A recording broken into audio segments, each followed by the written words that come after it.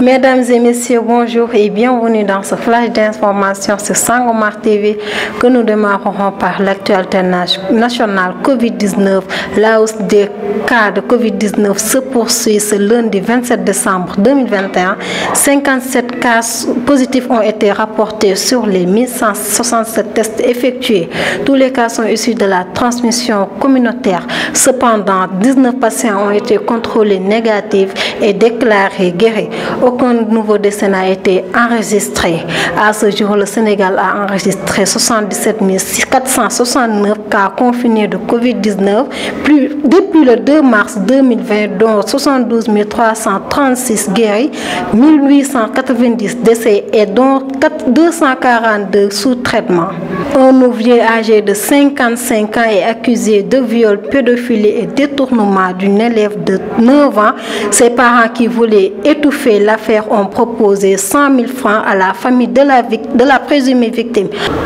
Entendu, la présumée victime relève aux enquêteurs que par 3 fois, Agueil l'a piégé pour l'entraîner dans sa chambre. La première fois, selon l'élève, après lui avoir remis une pièce de 100 francs, Agueil l'a envoyé lui acheter du couscous et du lait caillé avant de guetter son retour à l'entraîner dans la chambre et l'a violé après l'avoir bâillonné.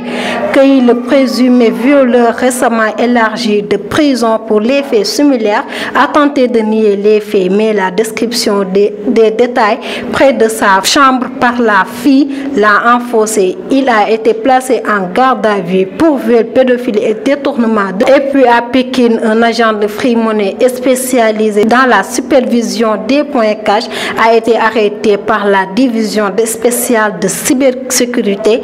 La mise en cause est soupçonnée d'avoir effectué des transactions suspectes d'un montant de 169,155 millions de francs CFA.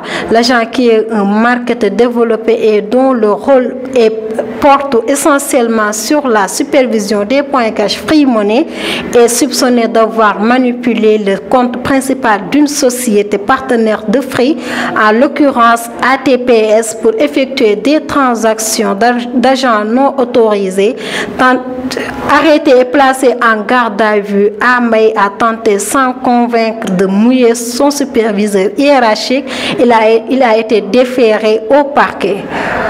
Parlons autre chose. Le train express régional sera gratuit durant 15 jours après son inauguration ce lundi 27 décembre 2021. L'annonce a été faite par le ministre des Infrastructures, des Transports terrestres et du désenclavement, Mansour Faye.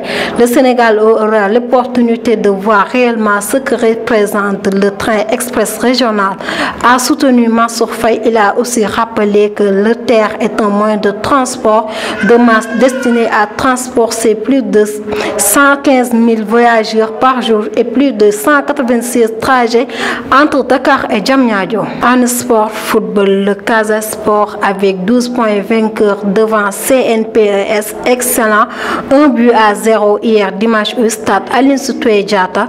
En 6e journée de Ligue 1, a bien tenu son rang de leader.